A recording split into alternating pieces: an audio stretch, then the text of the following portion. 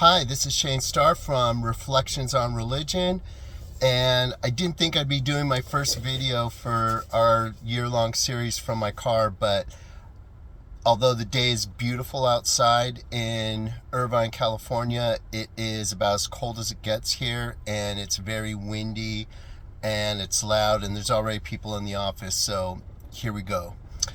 So we are going to talk about the question that has been on the minds of philosophers, scientists, and everyday people for centuries, maybe millenniums, and that is the universe a random event, or is it the product of creative design?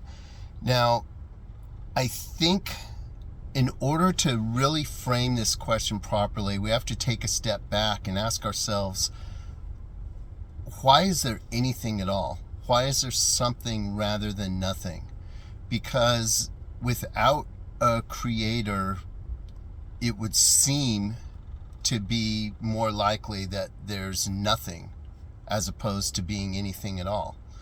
And then to take it even further, when scientists recreate conditions for life or to demonstrate how creatures evolve or any type of scientific experiment, I think what is lost on most of us is that they are all presupposing laws of science, laws of physics to be there to begin with. So, whenever there's any kind of lab experiment at all, any kind of hypothesis being tested, we are already operating within the laws of physics. There's already gravity present. There's already atoms, molecules, processes. They're already happening before the experiment even starts. So to try to recreate the conditions of any major event, let alone the creation of the universe, it goes beyond the ability of pure science to answer, because we have to keep stepping back. Why is there gravity? Why are there any laws at all? Why not no laws? Why not nothing?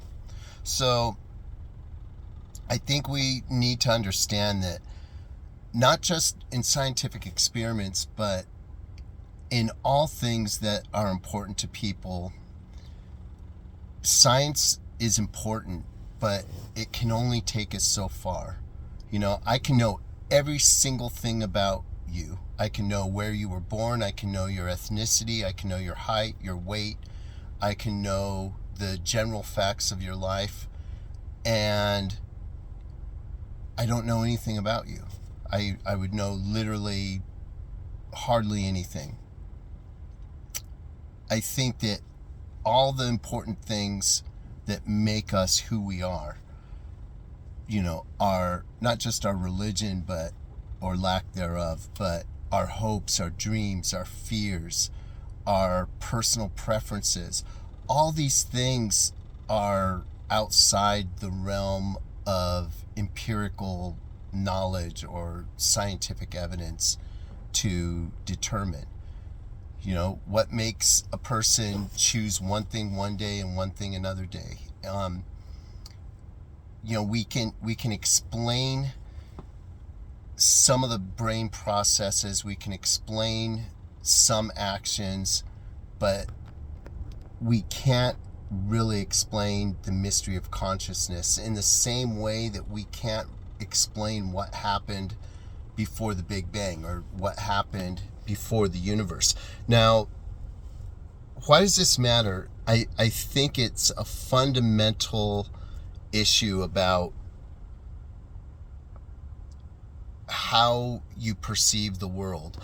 And I think the way I'm setting up the question is that if you really think hard about it, it takes just as big a leap of faith to believe that the universe is a random product of blind chance that mindless, heartless, blind particles somehow assimilated themselves and created combinations such that they could arrange themselves into things that became living beings with senses and brains and feelings and intuitions and all the rest.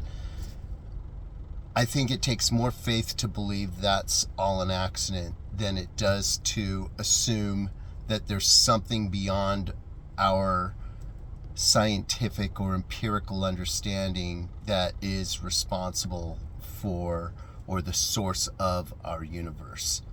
And I think that's my first move in this whole problem, is to set an even playing field.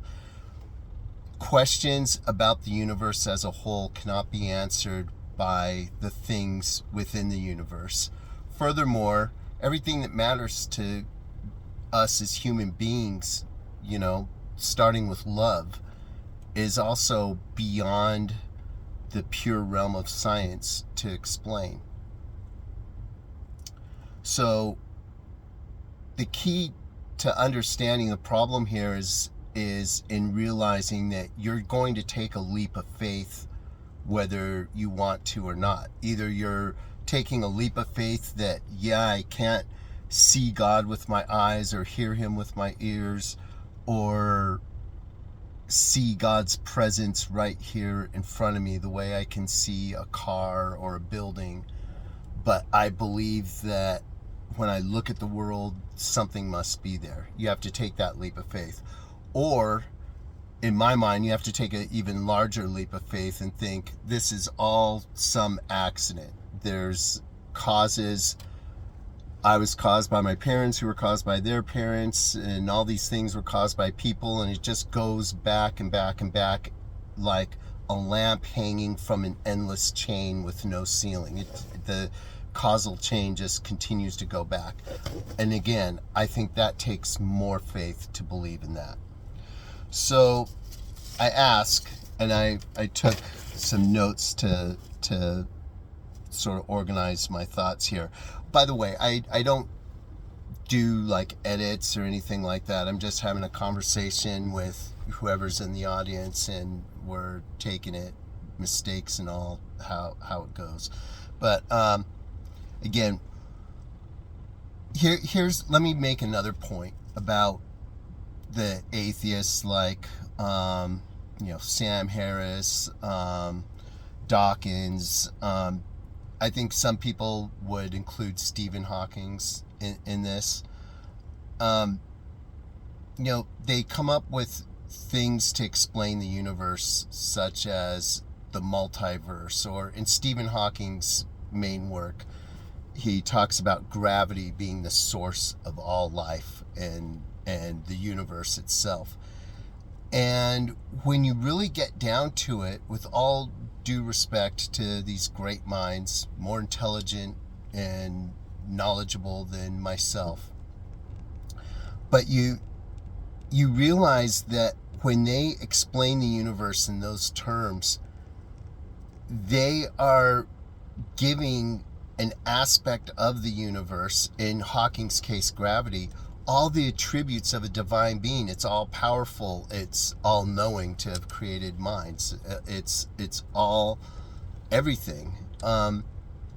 You're basically talking about God and changing the name, and to me, if it looks like a rose and it smells like a rose, it is a rose.